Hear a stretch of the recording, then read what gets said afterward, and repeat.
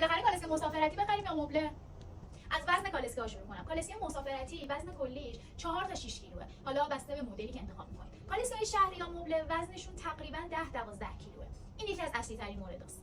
از نظر تحمل وزنی اگه بخوام دو تا کالسکه رو با هم مقایسه کنم، کالسکه مسافرتی تقریبا تا 22 کیلو 30 کیلو هم داریم که تحمل وزن داشته باشه. کالسکه شهری هم همینطور. پس تو این یه مورد با هم فرقی نداره. حالا بریم سراغ حالت خواب این دو تا کالسکه. حالت خواب کالسکه مبله یا شهری 180 درجه است، یعنی کاملا صاف میشه برای کوچولوهاتون. کالسکه مسافرتی هر کاری هم کنن نمیتونن 180 درجه بخوابن. حالت خوابشون 170 درجه است، یعنی 10 درجه اختلاف دارن.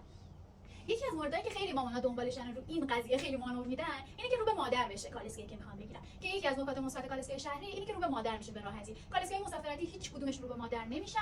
اون مدلایی هم که میگن دستش میچرخه رو به مادر میشه، اونا نیمه مسافرتی هستن و وزنشون از این بیشتره. چرخه کالسکه شهری بزرگتره که حتی تو ظاهر هم مشخصه. ببینید، ولی توی جفت کالسکه ها یعنی داخل چرخشون کمک فنر به کار رفته و این باعث میشه شما بتونید از جفت کالسکه ها توی سطح شهر هم استفاده کنید. یکی از نکاتی که از کالسکه شهری باید بهتون بگم اینه که به راحتی کریر روش سوار میشه، البته اگه شما 3 تا کالسکه خریداری کنید و اینکه از اون کریر میتونید به عنوان صندلی ماشین تا 9 کیلوگرم استفاده کنید. کالسکه ها رو هر کدوم رو به تنهایی جمع میکنم، شما ببینید.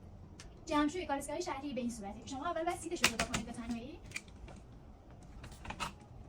میذارین کنار، بعد از اون باید یه پایه‌شو جمع کنید اینجوری و به این صورت. این جمع‌شوی کالسکه های شهریه. حالا جمع‌شوی کالسکه های مسافرتی. الان من اصلی ترین تفاوت‌های کالسکه مسافرتی و شهری رو توی این ویدیو بهتون گفتم. دیگه تصمیم نهایی با شما مادرای عزیزه.